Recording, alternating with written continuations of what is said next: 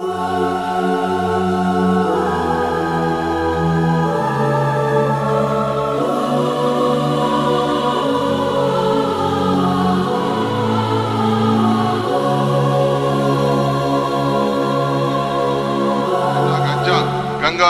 ಹೆಸರಿನಲ್ಲಿ ಪ್ರಮಾಣ ಮಾಡುತ್ತೇನೆ. ಶ್ರದ್ಧಾಪೂರ್ವಕವಾಗಿ ಪ್ರತಿಜ್ಞೆಯನ್ನ ಮಾಡುತ್ತೇನೆ. ಸ್ನೇಹಿತರೆ ನಮಸ್ಕಾರ. ವೀರ ಗಂಗಾಧರ ಅಜ್ಜನ ಹೆಸರಿನಲ್ಲಿ ಪ್ರಮಾಣವನ್ನು ಮಾಡ್ತೀನಿ. ಈ ಮಾತನ್ನು ಡಿ.ಕೆ. ಶಿವಕುಮಾರ್ ಅವರು ತಾವು CM ಆಗಿ ಮುಖ್ಯಮಂತ್ರಿಯಾಗಿ ಪ್ರಮಾಣ ವಚನವನ್ನು ಸ್ವೀಕರಿಸುವಂಥ ಸಂದರ್ಭದಲ್ಲಿ ಹೇಳಿದಂತಹ ಮಾತಿದು. ಒಬ್ಬೊಬ್ಬರು ಒಂದೊಂದು ಹೆಸರಿನಲ್ಲಿ ಪ್ರಮಾಣ ವಚನವನ್ನು ಸ್ವೀಕರಿಸಿದ್ರು ನಿನ್ನೆ. ಅದರಲ್ಲೂ ಕೂಡ ಸಾಕಷ್ಟು ಜನ ಒಂದೊಂದು ಹೆಸರು, ಅಂದರೆ ಅವರು ಇಷ್ಟಪಡುವಂತಹ ದೇವರ ಹೆಸರಿನಲ್ಲೋ ಅಥವಾ ಓವರಾಲ್ ಆಗಿ ದೇವರ ಹೆಸರಿನಲ್ಲಿ ಎನ್ನುವಂತಹ ಮಾತನ್ನು ಹೇಳ್ತಾ, ಜೊತೆಗೆ ಕೆಲವರು ಅಂಬೇಡ್ಕರ್, ಕೆಲವರು ಬಸವಣ್ಣನ ಹೆಸರಿನಲ್ಲಿ, ಹೀಗೆ ಒಬ್ಬೊಬ್ಬರು ಒಂದೊಂದು ಹೆಸರಿನಲ್ಲಿ ಹೇಳಿದ್ರೆ, ನಮ್ಮ ಮುಖ್ಯಮಂತ್ರಿಗಳಾಗಿರುವಂಥ ಡಿ.ಕೆ. ಶಿವಕುಮಾರ್ ಅವರು ಮಾತ್ರ ವೀರ ಗಂಗಾಧರ ಅಜ್ಜನ ಹೆಸರಿನಲ್ಲಿ ಪ್ರಮಾಣ ವಚನವನ್ನು ಸ್ವೀಕರಿಸಿದ್ದಾರೆ. ಯಾವಾಗ ಡಿ.ಕೆ. ಶಿವಕುಮಾರ್ ಅವರು ಪ್ರಮಾಣ ವಚನವನ್ನು ಸ್ವೀಕರಿಸೋದಕ್ಕೆ ಈ ಲೋಕಭವನಕ್ಕೆ ಬಂದರೋ, ಅಲ್ಲಿ ಅಜ್ಜಯ್ಯನ ಫೋಟೋಗೆ ನಮಸ್ಕರಿಸಿ, ಆ ಫೋಟೋವನ್ನು ಅಲ್ಲೇ ಇರಿಸಲಾಗಿತ್ತು, ನಮಸ್ಕರಿಸಿ ನಂತರ ಪ್ರಮಾಣ ವಚನವನ್ನು ಸ್ವೀಕರಿಸಿದ್ರು. ಅಷ್ಟಾದಮೇಲೆ ವಿಧಾನಸೌಧದ ಮುಖ್ಯಮಂತ್ರಿಯ ಕಚೇರಿಗೆ ಬಂದಂತಹ ಡಿ.ಕೆ. ಶಿವಕುಮಾರ್ ಅವರು ಅಲ್ಲೂ ಕೂಡ ಇದೇ ಅಜ್ಜಯ್ಯನ ಫೋಟೋಗೆ ನಮಸ್ಕರಿಸಿ ಪುಷ್ಪಾರ್ಚನೆಯನ್ನು ಮಾಡಿ, ಮಂಗಳಾರತಿಯನ್ನು ಮಾಡಿ, ಅವರ ಆಶೀರ್ವಾದವನ್ನು ಪಡೆದು ನಂತರ ಅಲ್ಲಿ ಆ ಮುಖ್ಯಮಂತ್ರಿ ಕುರ್ಚಿಯಲ್ಲಿ ಕುಳಿತುಕೊಳ್ತಾರೆ. ನಂತರ ತಮ್ಮ ಕೆಲಸವನ್ನು ಶುರು ಮಾಡ್ತಾರೆ. ಹಾಗಾದರೆ ಪ್ರತಿಯೊಂದು ಹಂತದಲ್ಲೂ ಕೂಡ ಡಿ.ಕೆ. ಶಿವಕುಮಾರ್ ಅವರ ಜೀವನದ ಪ್ರತಿಯೊಂದು ಪ್ರಮುಖ ಹಂತದಲ್ಲೂ ಕೂಡ, ಮತ್ತು ಕಷ್ಟದ ಸಮಯದಲ್ಲಿ, ಸುಖದ ಸಮಯದಲ್ಲಿ, ಎರಡೂ ಸಮಯದಲ್ಲೂ ಕೂಡ ಕೈ ಹಿಡಿದು ಮುನ್ನಡೆಸ್ತಿರುವಂತಹ ಈ ವೀರ ಗಂಗಾಧರ ಅಜ್ಜನ ಬಗ್ಗೆ ನಿಮಗೂ ಕೂಡ ಕುತೂಹಲ ಇರ್ಬೋದು. ಯಾರು ಈ ಅಜ್ಜಯ್ಯ? ಏನಿಲ್ಲಿನ ವಿಶೇಷತೆ? ಡಿ.ಕೆ.ಶಿಗೂ ಮತ್ತು ಈ ಅಜ್ಜಯ್ಯಗೂ ಸಂಬಂಧ ಬೆಳೆದಿದ್ದು ಹೇಗೆ? ಒಂದು ರೀತಿಯಲ್ಲಿ ಮೊಮ್ಮಗ ಮತ್ತು ಈ ಅಜ್ಜನ ಸಂಬಂಧ ಇವರಿಬ್ಬರದು ಕೂಡ ಅಷ್ಟು ಆತ್ಮೀಯವಾದಂಥ ಸಂಬಂಧ. ಒಂದು ರೀತಿಯಲ್ಲಿ ಕಂಪ್ಲೀಟ್ ಆದಂಥ ಕೃಪಾ ಕಟಾಕ್ಷ ಡಿ.ಕೆ. ಶಿವಕುಮಾರ್ ಅವರ ಮೇಲೆ ಇದೆ ಅಜ್ಜಯ್ಯನದು. ಹಾಗಾದರೆ ಯಾರಪ್ಪ ಈ ಅಜ್ಜಯ್ಯ ಅನ್ನುವಂತಹ ಒಂದು ಕುತೂಹಲ ನಿಮಗಿದ್ದೇ ಇರ್ತದೆ. ಅದನ್ನು ತಣಿಸುವಂಥ ಕೆಲಸವನ್ನು ನಾನಿವತ್ತು ಮಾಡ್ತೀನಿ. ಸುದೀರ್ಘವಾಗಿ ಕಂಪ್ಲೀಟ್ ಆದಂಥ ಇನ್ಫಾರ್ಮೇಷನ್ಸ್, ಅಂದರೆ ಎಲ್ಲಿಂದ ಶುರುವಾಯಿತು ಇವರ ಸಂಬಂಧ, ಈಗ ಎಲ್ಲಿವರೆಗೆ ಬಂದಿದೆ, ಈಗ ಡಿ.ಕೆ. ಶಿವಕುಮಾರ್ಗೂ ಮತ್ತು ಈ ಅಜ್ಜಯ್ಯಗಿರುವಂತಹ ಒಂದು ಬಾಂಧವ್ಯ ಯಾವ ರೀತಿ ಇದೆ, ಎಲ್ಲವನ್ನು ಕೂಡ ಹೇಳ್ತಾ ಹೋಗ್ತೀನಿ. ಬಹುಶಃ ನೀವು ಗಮನಿಸಿರ್ತೀರ, ಈ ನೊಣವಿನಕೆರೆ ಅಜ್ಜಯ್ಯನ ಪೀಠದ ಈಗಿನ ಪೀಠಾಧ್ಯಕ್ಷರಾಗಿರುವಂತಹ ಡಾಕ್ಟರ್ ಕರಿ ವೃಷಭಾದೇಶಿಕೇಂದ್ರ ಶಿವಯೋಗೀಶ್ವರ ಸ್ವಾಮೀಜಿಗಳು ಅಥವಾ ಕರಿಬಸವೇಶ್ವರ ಶಿವಯೋಗೀಶ್ವರ ಸ್ವಾಮೀಜಿಗಳು ನಿನ್ನೆ ಪ್ರತಿಯೊಂದು ಸಂದರ್ಭದಲ್ಲೂ ಕೂಡ ಡಿ.ಕೆ. ಶಿವಕುಮಾರ್ ಅವರ ಜೊತೆಗಿದ್ದರು. ಜೊತೆಗೆ ಅವರು ವಿಧಾನಸೌಧದ ಈ ಮುಖ್ಯಮಂತ್ರಿ ಕಚೇರಿಗೆ ಬರುವಂಥ ಸಂದರ್ಭದಲ್ಲಿ ತಾವು ತಂದಿದ್ದಂಥ ಅಕ್ಷತೆಯನ್ನು ಹಾಕಿಕೊಂಡೇ ಕರ್ಕೊಂಡು ಹೋಗ್ತಾರೆ ಡಿ.ಕೆ. ಶಿವಕುಮಾರ್ ಅವ್ರನ್ನ. ಯಾಕೆಂತ ಹೇಳಿದ್ರೆ ಅಷ್ಟು ಪಾವಿತ್ರ್ಯತೆಯನ್ನು ಹೊಂದಿರುವಂತಹ ಆ ಒಂದು ಈ ಅಕ್ಷತೆ ಇದೆಯಲ್ಲ, ಅದನ್ನು ಚೆಲ್ಲಿ ಅದನ್ನು ಹಾಕಿ ಈ ಮೂಲಕ ಡಿ.ಕೆ. ಶಿವಕುಮಾರ್ ಅವ್ರಿಗೆ ಯಾವುದೇ ರೀತಿಯ ತೊಂದರೆ ತಾಪತ್ರೆ ಬರದೇ ಇರೋ ರೀತಿಯಲ್ಲಿ ರಕ್ಷಣೆಯನ್ನು ಕೋರ್ತಾ ಹೋಗ್ತಾರೆ ಈ ಕರಿ ವೃಷಭಾದೇಶಿಕೇಂದ್ರದ ಶಿವಯೋಗೀಶ್ವರ ಸ್ವಾಮೀಜಿಗಳು. ಇವರಿಗೂ ಈ ಅಜ್ಜಯ್ಯನ ಮಠಕ್ಕೂ ಏನು ಸಂಬಂಧ ಅಂತೇಳಿ ಕೇಳಿದ್ರೆ, ಇವರೇ ಈ ನೊಣವಿನಕೆರೆ ಅಜ್ಜಯ್ಯ ಅಂತೇಳಿ ಪ್ರಸಿದ್ಧರಾಗಿದ್ದಾರಲ್ಲ, ಈ ಮಠದ ಸ್ವಾಮೀಜಿಗಳು, ಪೀಠಾಧಿಪತಿಗಳು. ತುಮಕೂರು ಜಿಲ್ಲೆಯ ತಿಪಟೂರು ತಾಲೂಕಿನ ನೊಣವಿನಕೆರೆಯಲ್ಲಿ ಈ ಮಠ ಇದೆ. ಈ ಶ್ರೀ ಕಾಡಸಿದ್ದೇಶ್ವರ ಮಠ ಇದೆ. ಇಲ್ಲಿನ ಮಠಕ್ಕೆ ಇವತ್ತು ನಿನ್ನೆಯಿಂದ ಡಿ.ಕೆ. ಶಿವಕುಮಾರ್ ನಡ್ಕೊಂಡು ಬರ್ತಿರೋದಲ್ಲ, ಸಾಕಷ್ಟು ವರ್ಷಗಳಿಂದ ನಡ್ಕೊಂಡು ಬರ್ತಾ ಇದ್ದಾರೆ.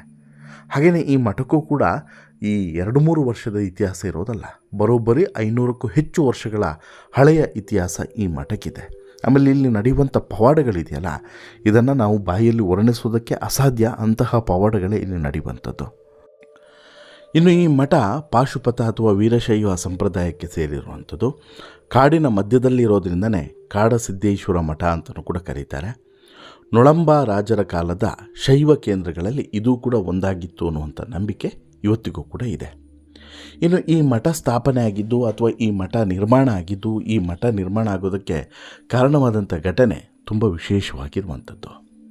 ಸಿದ್ಧಲಿಂಗೇಶ್ವರ ಸ್ವಾಮಿ ಅಥವಾ ಕಾಡಸಿದ್ದೇಶ್ವರ ಸ್ವಾಮಿ ಜಗತ್ತು ಸುತ್ತುತ್ತಾ ತಪಸ್ಸು ಮಾಡ್ತಾ ಇದ್ದಂತಹ ಸಂದರ್ಭ ಅದು. ಹಾಗೆಯೇ ಅವರು ಈ ಒಂದು ಜಾಗಕ್ಕೆ ಬರ್ತಾರೆ. ಇಲ್ಲಿ ಈ ತಿಪಟೂರಿನ ನೊಣವಿನಕೆರೆ ಎನ್ನುವಂಥ ಜಾಗಕ್ಕೆ ಬರ್ತಾರೆ. ದೊಡ್ಡ ಕಾಡದು ಆವಾಗ. ಇವತ್ತಿಗೆ ಅಲ್ಲಿ ಮಠ ನಿರ್ಮಾಣ ಆಗಿದೆ, ನಿಮಗೆ ಬಹುಶಃ ಅದೊಂದು ಕಾಡಿನ ಮಧ್ಯೆ ನಾವಿದ್ದೇವೆ ಅನ್ನುವಂಥ ಫೀಲ್ ಬರದೇ ಇರಬಹುದು. ಬಟ್ ಅವತ್ತಿಗೆ ದೊಡ್ಡ ಅಭಯಾರಣ್ಯ ಅದು. ಅಲ್ಲಿ ಸಾಮಾನ್ಯವಾಗಿ ಈ ಸಿದ್ದೇಶ್ವರ ಸ್ವಾಮಿಗಳು ಇಂತಹ ಜಾಗವನ್ನು ಆಯ್ದುಕೊಳ್ತಾರೆ. ಯಾಕಂತ ಹೇಳಿದ್ರೆ ತೊಂದರೆ ತಾಪತ್ರಗಳು ಇರಬಾರ್ದು ಅನ್ನೋಂಥ ಕಾರಣಕ್ಕೋಸ್ಕರ ಅಲ್ಲೇ ಒಂದು ಗುಹೆಯ ಒಳಗಡೆ ಕಾಡಸಿದ್ದೇಶ್ವರ ಸ್ವಾಮಿಗಳು ತಪಸ್ಸಿಗೆ ಕೂರ್ತಾರೆ. ಆ ಸಂದರ್ಭದಲ್ಲಿ ಹಾಗಲವಾಡಿಯ ಪಾಳೆಗಾರ ಮುದಿಯಪ್ಪ ನಾಯಕ ಬೇಟೆಗೆ ಅಂತ ಹೇಳಿ ಬರ್ತಾನೆ. ಆತ ಬೇಟೆಗೆ ಅಂತ ಹೇಳಿ ಬಂದಂಥ ಸಂದರ್ಭದಲ್ಲಿ ತಪಸ್ಸಿನಲ್ಲಿ ಕುಳಿತಿದ್ದಂಥ ಸ್ವಾಮಿಯನ್ನು ತಪ್ಪಾಗಿ ಪ್ರಾಣಿ ಅಂತ ಹೇಳಿಬಿಟ್ಟು ಆತ ಪರಿಭಾವಿಸ್ತಾನೆ. ಪರಿಣಾಮ ತಕ್ಷಣಕ್ಕೆ ತನ್ನಲ್ಲಿದ್ದಂಥ ಬಾಣವನ್ನು ಪ್ರಯೋಗ ಮಾಡಿಬಿಡ್ತಾನೆ. ಆ ಬಾಣ ಅವರಿಗೆ ತಾಗುತ್ತೆ.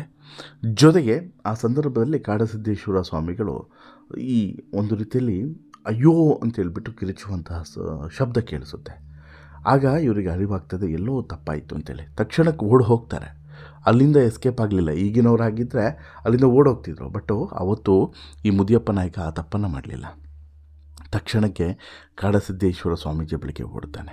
ಹೊಡೆದಂಥ ಸಂದರ್ಭದಲ್ಲಿ ಆಲ್ಮೋಸ್ಟ್ ಅವರ ಜೀವ ಹೋಗುವಂಥ ಹಂತದಲ್ಲಿ ಇತ್ತು ಅನ್ನೋದು ಗೊತ್ತಾಗ್ತದೆ. ತಕ್ಷಣ ತನ್ನ ತಪ್ಪಿನ ಅರಿವಾಗಿ ಕಾಲಿಗೆ ಬಿದ್ದು ಕ್ಷಮೆಯನ್ನು ಕೇಳ್ತಾನೆ ಮುದಿಯಪ್ಪ ನಾಯಕ. ಆ ಮುದಿಯಪ್ಪ ನಾಯಕ ಕಣ್ಣೀರಿಟ್ಟು ಕ್ಷಮೆಯನ್ನು ಕೇಳಿದಂಥ ಸಂದರ್ಭದಲ್ಲಿ ಕಾಡಸಿದ್ದೇಶ್ವರ ಸ್ವಾಮೀಜಿಗಳ ಒಂದು ಕೋಪ ತಣಿಯುತ್ತೆ ಮತ್ತು ತಕ್ಷಣಕ್ಕೆ ಅವರು ಆಶೀರ್ವಾದವನ್ನು ಮಾಡ್ತಾರೆ. ನಿನ್ನನ್ನು ಕ್ಷಮಿಸ್ತೇನೆ, ಅದಕ್ಕೆ ನೀನು ಮಾಡಬೇಕಾಗಿರೋದಿಷ್ಟೇ, ಇಲ್ಲೊಂದು ದೇಗುಲವನ್ನು ನಿರ್ಮಿಸಬೇಕು, ಮಠವನ್ನು ಸ್ಥಾಪನೆ ಮಾಡಬೇಕು ಅಂಥೇಳಿ. ತಕ್ಷಣಕ್ಕೆ ಆತ ಹಾಂ ಅಂತೇಳಿ ಹೇಳ್ತಾನೆ. ಅದರೊಳಗಡೆ ಅವರ ಇಹಲೋಕ ಜರ್ನಿ ಮುಗಿತಿರ್ತದೆ. ಅವರು ಇಹಲೋಕನ್ನು ತ್ಯಜಿಸಿ ಹೋಗಿರ್ತಾರೆ. ಅವರ ಪ್ರಾಣ ಪಕ್ಷಿ ಹಾರಿ ಹೋಗ್ತದೆ. ಆದರೆ ಅವತ್ತು ಅಲ್ಲೇ ತಕ್ಷಣಕ್ಕೆ ಮಠ ನಿರ್ಮಾಣ ಕಾರ್ಯ ಶುರುವಾಗ್ತದೆ. ಆ ಮಠವೇ, ಆ ಗದ್ದುಗೆ ಇವತ್ತು ಕಾಡಸಿದ್ದೇಶ್ವರ ಮಠವಾಗಿ ಒಂದು ಬದಲಾಗಿದೆ. ಒಂದು ಮಧ್ಯರಾತ್ರಿ ಕಾಡಸಿದ್ದೇಶ್ವರರು ಸುವರ್ಣ ಪಲ್ಲಕ್ಕಿಯಲ್ಲಿ ಶ್ರೀಗಳನ್ನು ಹೊತ್ತುಕೊಂಡು ಗದ್ದುಗೆಗೆ ತಂದಾಗ ಅಲ್ಲಿ ಕರ್ಪೂರ ದಗ್ಗನೆ ಅಂತೇಳಿ ಹೊರತುಕೊಳ್ಳುತ್ತೆ. ಆಗ ಶ್ರೀಗಳು ಅಲ್ಲಿಂದ ಅದೃಶ್ಯರಾಗ್ತಾರೆ. ಇದೇ ಮಠದ ಮೂಲ ಗದ್ದುಗೆ ಎನ್ನುವಂಥದ್ದು. ಅಂದರೆ ಒಂದು ಈ ಮಠ ನಿರ್ಮಾಣ ಮಾಡುವಂಥ ಸಂದರ್ಭದಲ್ಲಿ ಅಲ್ಲಿವರೆಗೂ ಕೂಡ ಶ್ರೀಗಳು ಅಲ್ಲೇ ಇದ್ದರು ಅನ್ನುವಂಥದ್ದು ನಂಬಿಕೆ. ಅಲ್ಲಿನಿಂದ ಇಲ್ಲಿವರೆಗೂ ಕೂಡ ಈ ಮಠ ಬೆಳೆದುಕೊಂಡು ಬಂದಿದೆ. ಸದ್ಯ ಇಲ್ಲಿ ಡಾಕ್ಟರ್ ಕರಿ ಋಷಭ ದೇಶಿಕೇಂದ್ರ ಶಿವಯೋಗೀಶ್ವರ ಸ್ವಾಮೀಜಿಗಳು ಮಠದ ಪೀಠಾಧಿಪತಿಗಳಾಗಿದ್ದಾರೆ. ಈ ಕರಿ ಋಷಭ ಸ್ವಾಮೀಜಿಗಳು ಕೂಡ ಭವಿಷ್ಯ ಹೇಳೋದರಲ್ಲಿ ಸಿದ್ಧಹಸ್ತರು. ಸ್ವಾಮೀಜಿಗಳು ಭವಿಷ್ಯ ನುಡಿಯೋದು, ಜಾತಕ, ದೋಷ ನಿವಾರಣೆ, ಹರಕೆ ಫಲಿಸುವಂಥದ್ದು ಎಲ್ಲವೂ ಕೂಡ ಒಂದು ವಿಸ್ಮಯಕಾರಿಯಾಗಿ ನಡೆಯುವಂಥದ್ದು ಇಲ್ಲಿ. ಇದೇ ಕಾರಣಕ್ಕೆ ಇಲ್ಲಿ ಸಾಕಷ್ಟು ಜನ ಬಂದು ಭಕ್ತರು ಭಾಗವಹಿಸ್ತಾರೆ, ಕೈ ಮುಗಿತಾರೆ, ತಮ್ಮ ಕಷ್ಟ ಕಾರ್ಪಣ್ಯಗಳನ್ನು ದೂರ ಮಾಡಿಕೊಳ್ತಾರೆ. ಇನ್ನು ಮಠದಲ್ಲಿ ಉಚಿತ ಸಾಮೂಹಿಕ ವಿವಾಹ, ಧರ್ಮ ಕಾರ್ಯಗಳು ನಿರಂತರವಾಗಿ ನಡೀತಾನೆ ಇರ್ತದೆ. ಈ ಮಠಕ್ಕೆ ಸಾಮಾನ್ಯರಷ್ಟರಲ್ಲದೆ ಚಿತ್ರನಟರು, ಉದ್ಯಮಿಗಳು, ರಾಜಕಾರಣಿಗಳು ಸೇರಿದಂತೆ ಹಲವಾರು ಜನ ಬಂದು ಹೋಗ್ತಾರೆ. ಮಾಜಿ CM ದಿವಂಗತ SM ಕೃಷ್ಣ ಅವರು ಈ ಮಠದ ಭಕ್ತರಾಗಿದ್ದರು. ಇವರ ಜೊತೆಗೇ DK ಶಿವಕುಮಾರ್ ಸೇರಿದಂತೆ ರಾಜಕಾರಣಿಗಳು ಈ ಮಠಕ್ಕೆ ಆಗಾಗ ಭೇಟಿಯನ್ನು ಕೊಡ್ತಾರೆ. ಇನ್ನು DK ಶಿವಕುಮಾರ್ ಈ ಮಠದ ಭಕ್ತರಾಗಿದ್ದು ಹೇಗೆ ಅನ್ನುವಂಥದ್ದು ಬಹುಶಃ ಸಾಕಷ್ಟು ಜನರಿಗೆ ಇರುವಂಥ ಕುತೂಹಲ. ಆ ಕುತೂಹಲವನ್ನು ತಣಿಸುವಂಥ ಕೆಲಸವನ್ನು ನಾನಿವತ್ತು ಮಾಡ್ತೀನಿ. ಬಹುಶಃ ನಿಮಗೆ ಗೊತ್ತಿರ್ಬೋದು, DK ಶಿವಕುಮಾರ್ ತಮ್ಮ ಖುಷಿಯ ಸಂದರ್ಭದಲ್ಲಿ ಅಥವಾ ಕಷ್ಟದ ಸಂದರ್ಭದಲ್ಲಿ, ಸವಾಲುಗಳು ಎದುರಾದಂಥ ಸಂದರ್ಭದಲ್ಲಿ ಈ ಮಠಕ್ಕೆ ಭೇಟಿಯನ್ನು ಕೊಡ್ತಾರೆ. ಒಂದು ಈ ಮೂಲಮಠ, ನೊಣವಿನಕೆರೆಯ ಮೂಲಮಠಕ್ಕಾದರೂ ಬಂದು ಭೇಟಿಯನ್ನು ಕೊಡ್ತಾರೆ, ಅಥವಾ ಬೆಂಗಳೂರಿನಲ್ಲಿರುವಂಥ ಶಾಖಾ ಮಠಕ್ಕಾದರೂ ಹೋಗಿ ಭೇಟಿಯನ್ನು ಕೊಡ್ತಾರೆ. ಈ ಹಿಂದೆ ITED ದಾಳಿ ಆದಂಥ ಸಂದರ್ಭದಲ್ಲಿ ಇಲ್ಲಿಗೆ ಹೋಗಿದ್ದರು. ಬಂಧನಕ್ಕೆ ಒಳಗಾದಂಥ ಸಂದರ್ಭದಲ್ಲಿ ಹೋಗಿದ್ದರು. ಜೈಲಿನಿಂದ ಹೊರಗಡೆ ಬಂದಂಥ ಸಂದರ್ಭದಲ್ಲೂ ಕೂಡ ಈ ಮಠಕ್ಕೆ ಹೋಗಿದ್ದರು. ಜೊತೆಗೆ ಯಾವಾಗ ತಮಗೆ ಸಂಕಷ್ಟಗಳು ಎದುರಾಗ್ತವೋ ಆ ಸಂದರ್ಭದಲ್ಲಿ ಹೋಗಿದ್ದಾರೆ. ಯಾವಾಗ ತಮಗೆ ಖುಷಿಯ ವಿಚಾರಗಳು ಸಿಗ್ತದೋ ಆಗಲೂ ಕೂಡ ಹೋಗಿದ್ದಾರೆ. ಸರ್ಕಾರ ರಚನೆ ಆಗೋದಕ್ಕೆ 136 ಶಾಸಕರನ್ನು ಗೆಲ್ಲಿಸ್ಕೊಂಡು ಬಂದಂಥ ಸಂದರ್ಭದಲ್ಲೂ ಕೂಡ ಹೋಗಿದ್ದಾರೆ. ಉಪಮುಖ್ಯಮಂತ್ರಿ ಆದ ಬಳಿಕನೂ ಕೂಡ ಹೋಗಿದ್ದಾರೆ. ಪ್ರತಿ ಸಲನೂ ಕೂಡ ಜಾತ್ರೆ ಮತ್ತು ವಿಶೇಷ ಪೂಜೆ ಸಂದರ್ಭದಲ್ಲಿ ಹಾಜರಿರ್ತಾರೆ. ಇನ್ನು ಪ್ರತಿಯೊಂದು ಹಂತದಲ್ಲೂ ಕೂಡ DK ಶಿವಕುಮಾರ್ಗೆ ಈ ಮಠ ವಿಶೇಷವಾಗಿ ಒಂದು ಅತ್ಯಂತ ನಂಬಿಕೆಯ ಕೇಂದ್ರವಾಗಿ ಬದಲಾಗಿದೆ. ಹಾಗಾದರೆ ಶಿವಕುಮಾರ್ಗೆ ಈ ಮಠದ ಸಂಪರ್ಕ ಆಗಿದ್ದು ಹೇಗೆ ಅಂತೇಳಿ ಕೇಳಿದ್ರೆ, ಶಿವಕುಮಾರ್ ಅವರ ತಂದೆಗೆ ಒಂದು ಸಲ ಸ್ಟ್ರೋಕ್ ಆಗಿ ಬೆಂಗಳೂರಿನ ಆಸ್ಪತ್ರೆಯಲ್ಲಿ ವೈದ್ಯರು ಸಿಕ್ಕಾಪಟ್ಟೆ ಪ್ರಯತ್ನವನ್ನು ಪಟ್ಟರೂ ಕೂಡ ಬದುಕಿಸೋದಕ್ಕೆ ಸಾಧ್ಯವಿಲ್ಲ ಅನ್ನೋಂಥ ಮಾತನ್ನು ಹೇಳಿಬಿಡ್ತಾರೆ. ಇನ್ನು 2 ಗಂಟೆ ಟೈಮ್ ಇದೆ, ನೀವೇನಾದರೂ ಮಾಡೋದಿದ್ರೆ ಅಂದರೆ ಎಲ್ಲರನ್ನೂ ಕರೆಯೋದು ಎಲ್ಲನೂ ಕೂಡ ಮಾಡಿ, ಸಾಧ್ಯವಿಲ್ಲ ಅವ್ರನ್ನ ಬದುಕಿಸೋಕೆ ಅಂಥೇಳಿ ಹೇಳಿಬಿಡ್ತಾರೆ ವೈದ್ಯರು, ಕೈ ಚೆಲ್ಲಿಬಿಡ್ತಾರೆ. ಆಗ ಯಾರೋ ಹೇಳ್ತಾರೆ, ನೋಡು, ನಿನ್ನ ತಂದೆಯನ್ನು ಬದುಕಿಸೋಕೆ ಒಂದು ಶಕ್ತಿ ಸಾಧ್ಯವಿದೆ, ಆ ಶಕ್ತಿ ಹತ್ರ ಸಾಧ್ಯ ಇದೆ, ಆ ಶಕ್ತಿಯಿಂದ ನಿಮ್ಮ ತಂದೆ ಉಳಿಬಹುದು, ಆ ಶಕ್ತಿ ಇವಾಗ ಬೆಂಗಳೂರಿನಲ್ಲೇ ಇದೆ, ಶಾಖಾ ಮಠದಲ್ಲಿದೆ ಅನ್ನುವಂಥ ಮಾತನ್ನು ಹೇಳ್ತಾರೆ. ಅದು ಯಾರ ರೂಪದಲ್ಲಿ ಇವರು ಬಂದು ಯಾರು ಹೇಳಿದ್ರೋ ಗೊತ್ತಿಲ್ಲ, ಅದನ್ನು DKಶಿ ಎಲ್ಲೂ ಕೂಡ ಹೇಳಿಲ್ಲ.